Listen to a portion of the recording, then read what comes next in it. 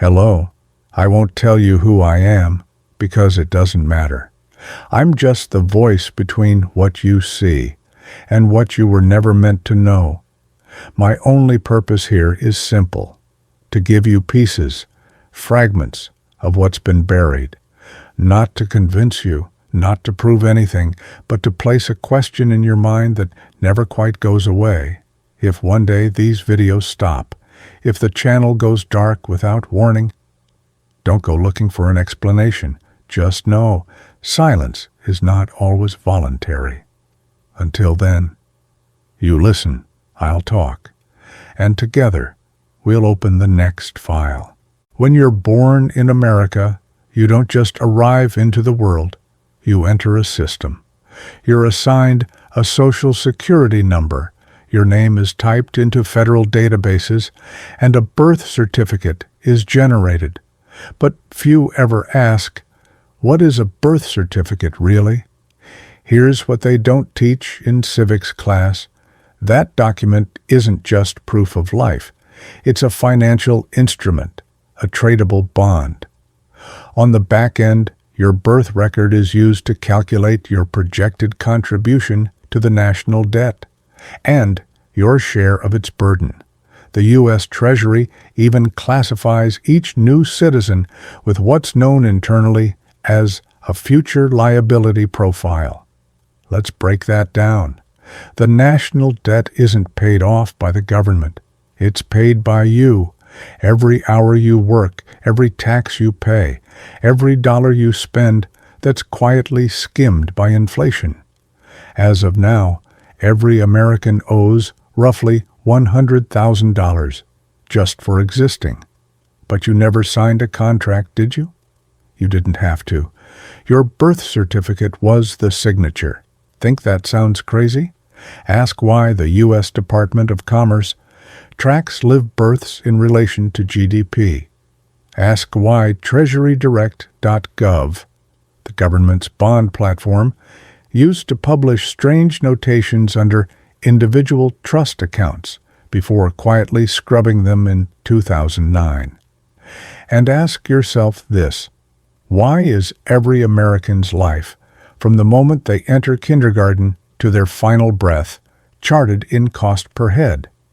Why does the Congressional Budget Office forecast population, health, education, and incarceration as economic liabilities, not moral responsibilities? Because in the eyes of the system, you're not a citizen. You're a managed asset. Hospitals file reimbursement codes on your birth within hours. Health insurance companies receive enrollment alerts before you get a name. And in states like Texas and Florida, biometric data is already being collected from newborns under the guise of genetic screening. Harmless? Or just step one in tagging the herd? Here's the kicker. Your birth certificate is technically owned by the state, not you. You don't own the original. You get a copy. The government holds the master. It's registered, filed, and linked to systems you'll never see. Just like a title deed, just like a product tag. So when you grow up thinking you're free, remember, your freedom came pre-financed, and someone else is collecting interest. You might think your debt ends at student loans or mortgages, but those are just the visible chains. The real trap is the invisible debt you inherit the moment you're born, and how that debt is silently used to fuel a multi-trillion-dollar shadow economy. Here's the truth. Every American is born as a projected revenue stream. Private banks and insurance firms purchase statistical access to anonymized birth data. Hedge funds model labor participation rates based on the U.S. fertility curve. The government isn't tracking your growth out of care. It's tracking return on investment. Let's look at the numbers. Every birth is forecasted against lifetime earning potential, not by name, but by zip code, ethnicity, parental income, and educational background. These forecasts are then used by federal and private entities to allocate national debt obligations across future generations. And that's just the beginning. A 2011 FOIA request unearthed an internal IRS document that mentioned synthetic asset derivatives based on citizen income brackets. Sounds like Wall Street babble? It's not. It means your expected labor output, the taxes you'll pay, the loans you'll take, is bundled and sold like a stock. They've turned human life into collateral. Remember when Equifax lost the data of 147 million Americans in 2017? That wasn't just a breach, it was a market shift. Suddenly, the algorithmic profiles tied to your debt behavior were vulnerable. And what was the punishment? A fine. Paid from profit. No executive jail time. No rollback of data. Because in this game, your financial DNA is the commodity. But wait, it goes deeper. Schools receive federal funding based on projected future tax contributions of students, not their performance, not their well-being, their eventual economic output. That's why dropout rates affect district funding, not because dropouts fail, but because they reduce ROI. Even your social media behavior is analyzed to predict your compliance with debt repayment. Fintech companies now use Facebook and Instagram engagement patterns to assign alternative credit scores, used for everything from loan approvals to job screenings. They're not watching you for fun. They're watching to see how profitable you'll be and how controllable. Meanwhile, the national debt keeps growing. But no one asks why the solution is always you working harder, you paying more, you retiring later. Never the banks, never the system. Because you were never the owner, you were the underwriter, and you didn't even know you'd signed the policy. So next time someone tells you that's just how the economy works, ask them this. Who benefits when debt becomes invisible? Who profits when your labor is forecasted like weather? And most of all, if you didn't ask to be part of this system, what gives it the right to use you? You're told you live in the land of the free. But what if that freedom has been pre-measured, budgeted, and capped? What if the system that claims to protect your liberty is the same one quietly ensuring you never ask questions that cost too much? It starts with the illusion of choice. From your schooling to your employment, everything is shaped not to expand your mind, but to condition your output. The education system isn't designed to create thinkers. It's a sorting mechanism, one that channels you into debt early, student loans, extracts productivity midlife, wage labor, and reclaims value late, retirement taxes, healthcare costs. Every part of your life is budgeted by someone else. The average American's freedom curve peaks between age 28 and 42. After that, declining health, increasing debt, and inflated living costs take over. This isn't accidental. It's engineered. The Department of Labor publishes life phase economic value curves used by banks and employers to time offers, benefits, and terminations. You're not being liberated. You're being optimized. Even leisure is monetized. Travel, taxes, streaming, data harvesting, wellness, subscription-based surveillance. They've monetized not only your time, but your coping mechanisms. And all of it feeds into the same system, one that uses your lifetime of labor to service debts you never agreed to and fund institutions you never elected. And still, you're told you're free. But if you're free, why is your Social Security number required to open a bank account, get a job, or rent a home? If you're sovereign, why can't you opt out of the very systems that track you? Why does the IRS assume you owe them money even if you've earned nothing? Because you're not a participant. You're a statistical yield. This is why the government tracks mental health trends, not to improve care, but to predict mass instability that could disrupt repayment cycles. This is why food stamps, gas subsidies, and public transit expansions appear only when unrest simmers, not before.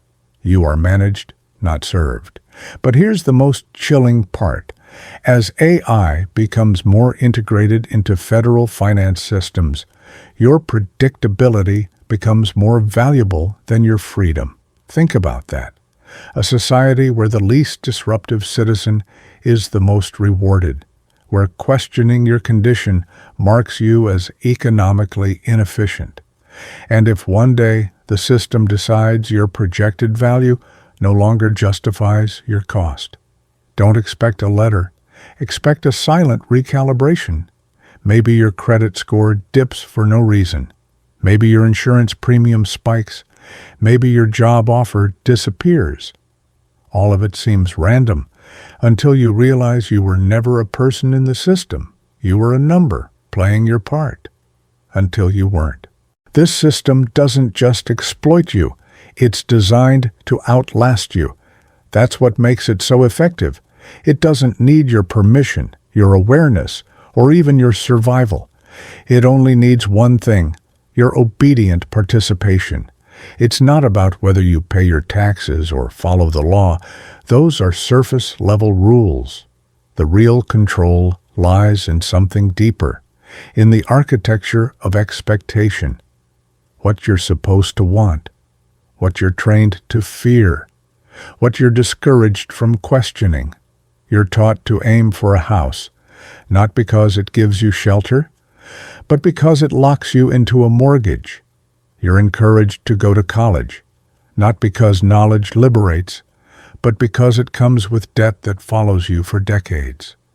Even marriage, children, and career goals are marketed not as life choices, but as economic anchors.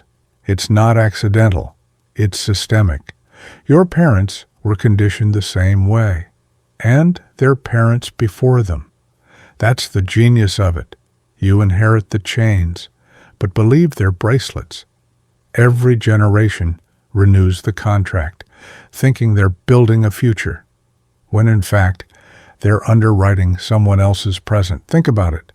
Why is the average American born into $94,000 of government debt the moment they enter the world? Why does every presidential candidate, regardless of party, treat the national deficit like a weather pattern? Inevitable, unchangeable, out of our hands. Because the debt was never meant to be paid off. It was meant to be passed down, like a cursed heirloom. A debt you can't see, can't touch, but always feel pressing down on your choices.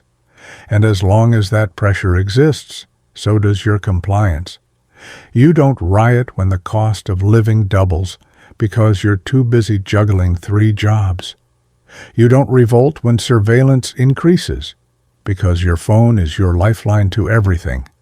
You don't resist when your data is harvested because the trade-off is convenience, and you've been trained to believe convenience is safety. And if you do push back, there's a system for that too.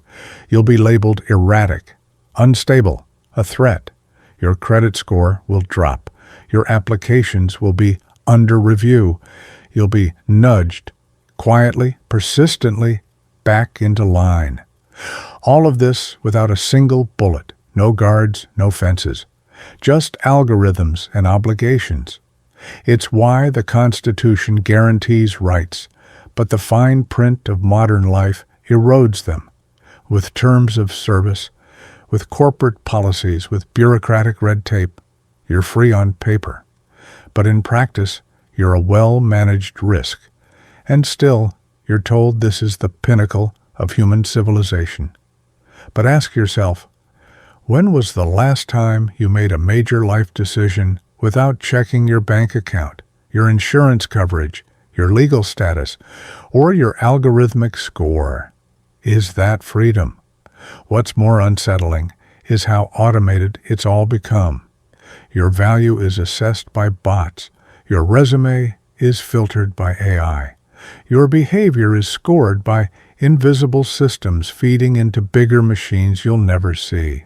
Machines that determine whether you're trustworthy, profitable, safe. And if you're not, you won't get a warning. You'll get silence. No interview callbacks, no loan approvals, no explanations, just a slow fade into economic irrelevance. Not because you failed, but because you questioned your place. You weren't supposed to ask why every American starts with a number tied to their name. You weren't supposed to wonder who profits from your lifelong hustle. You weren't supposed to notice that the American dream requires your silence to function. So what now? Maybe you do nothing. Maybe you keep playing your part, paying your dues, hoping for a soft landing. Or maybe, just maybe, you begin to see the system for what it really is. Not a conspiracy, not a glitch, but a masterpiece of compliance engineering. The parent trap wasn't a trick played on you once. It's the central operating system. You were born into a contract you never signed, a value you never questioned, a life that was calculated long before you ever lived it. And the only way out is to remember you were never the debtor. You were the asset. I am the anonymous voice they hope you ignore. I speak what they won't print. I ask the questions that don't get answered. If one day these files stop, you'll know they got too close. Follow off record before they make us silent.